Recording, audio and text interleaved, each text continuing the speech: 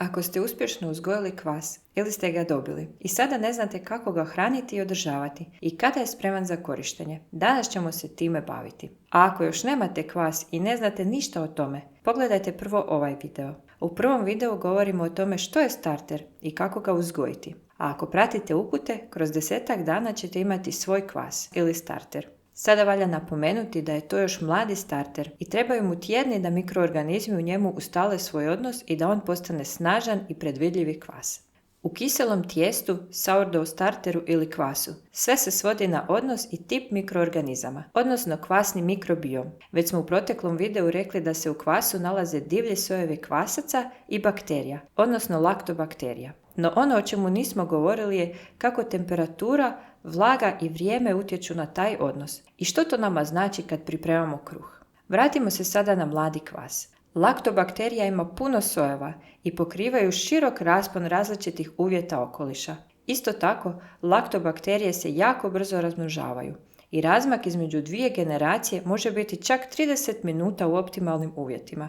A kvasci su malo sporiji, čudljiviji i izbirljiviji po pitanju svojih uvjeta i razmnožavaju se brzinom svakih 90 do 120 minuta. Iz tog razloga u mladom kvasu odnos laktobakterija i kvasaca je čak 1000:1 po nekim izvorima, a u zrelom kvasu 100:1 ili čak 10:1. Takva dominacija bakterija nad kvascima dovodi do toga da je mladi kvas spor u udvostručavanju. Nekada se tijesto podiže brzo, a nekada sporije. Nosi mirise koji nisu poželjni, miris na alkohol, aceton ili ocat. Kruh ima poneku veliku rupu, a ostatak je zbijen. Kora je blijeda. No ustrajte u redovitom pečenju i hranjenju kvasa i ubrzo će se kvas izmijeniti.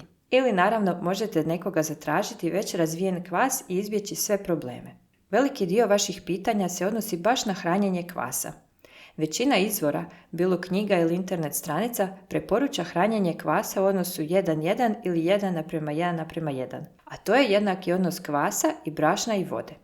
Recimo 50 grama kvasa dohranimo sa 50 grama brašna i 50 grama vode. Ovdje odmah moramo spomenuti 2 stvari. Prva je hidratacija. U spomenutom primjeru kvas je hranjen na 100% hidratacije i takav kvas nazivamo mokrim ili tekućim kvasom.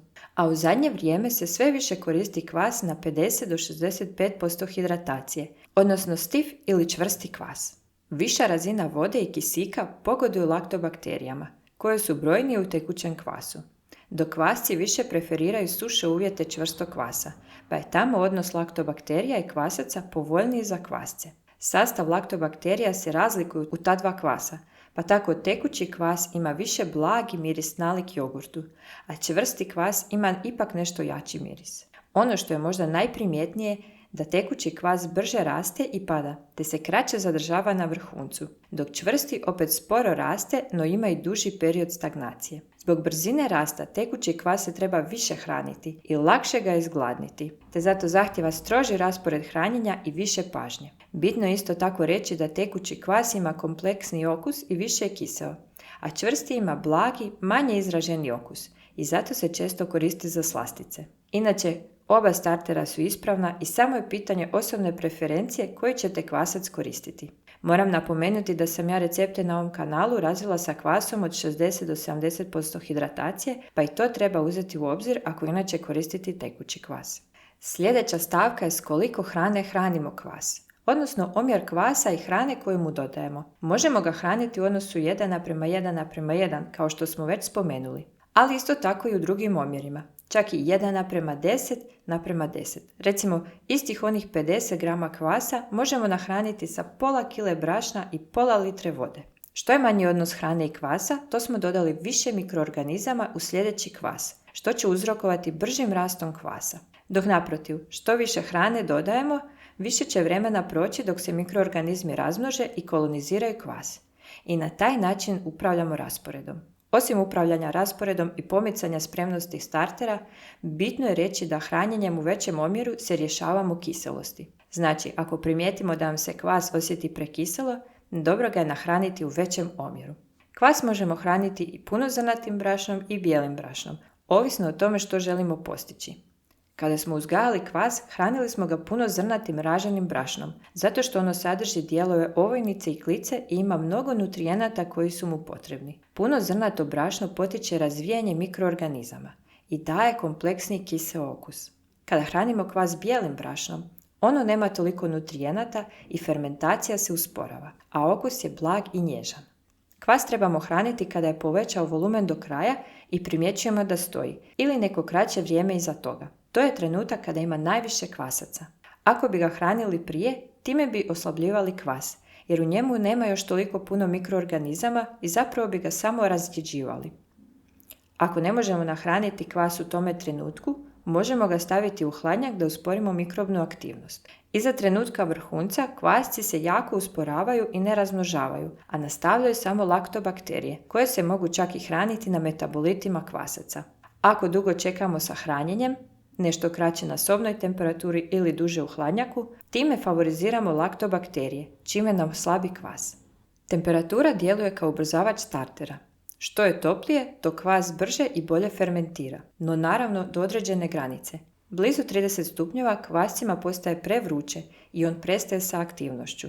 A veće temperature su pogodne za laktobakterije, pa se one nastavljaju razmnožavati i proizvoditi puno mliječne kiseline. Ukoliko nam se kruh diže na prevelikoj temperaturi, to bi moglo negativno utjecati na njegovu strukturu. To jest, mogao bi se početi razlijevati, a glutenska struktura bi se mogla razbiti. Zato se preporuča da je ciljana temperatura tijesta kada počne fermentirati 26 stupnjeva, što se smatra optimalnim kako bi kvasci rasli, a laktobakterije taman onoliko da daju dobar okus bez prevladavanja. Zanimljivost je da kada je kvas na jako hladnoj temperaturi, kvasci počinju mirovati, ali laktobakterije u tim nepovoljnim uvjetima kroz vrijeme stvaraju male količine octene kiseline. Iako je količina mala, ljudi su izrazito osjetljivi na taj miris, pa tako možemo zamijetiti da se nakon 2 dana u hladnjaku kvas počinje osjetiti na ocat. Kada kvas želimo koristiti, on se ne mora grijati na sobnu temperaturu. Isto tako ne trebamo grijati kruh prije pečenja ako je bio u hladnjaku. Kao što vidimo, optimalne temperature za kvas i kruh su srednje sobne temperature od 22 do 26 stupnjeva. Obje krajnosti potiču suvišnu kiselost. Temperaturom, količinom vode i omjerom kojim hranimo kvas, upravljamo kvasom kako bi dobili ono što želimo. Bio to blaži ili jači okus, prilagodbu rasporedu ili godišnjim dobima. Uskoro nam dolazi ljeto i temperature će biti velike. U mojoj kuhinji će biti 28-29 stupnjeva. U tom slučaju ćemo poduzeti sljedeće korake koji usporavaju kvas i smanjuju utjecaj previsoke temperature. Hranit ćemo bijelim brašnom. Smanjiti hidrataciju, koristiti hladnu vodu. Hraniti ćemo većom količinom hrane. Stavljati u hladnjak. Hladnom vodom kontrolirati temperaturu zamjesa. I manje količine kvasa koristiti u zamjesu. A opet suprotno, ako želite razbuditi oslabljeni kvas, onda ćemo dodavati integralno brašno, držati na većoj hidrataciji i na toplom. I ne stavljati u hladnjak. Isto tako hraniti čim stagnira. Evo, dragi moji, ako ste dogledali do kraja, svaka čast. Nadam se da smo razjasnili još neke nejasnoće. Pitajte i dalje ako vas to zanima. I vidimo se u sljedećem videu.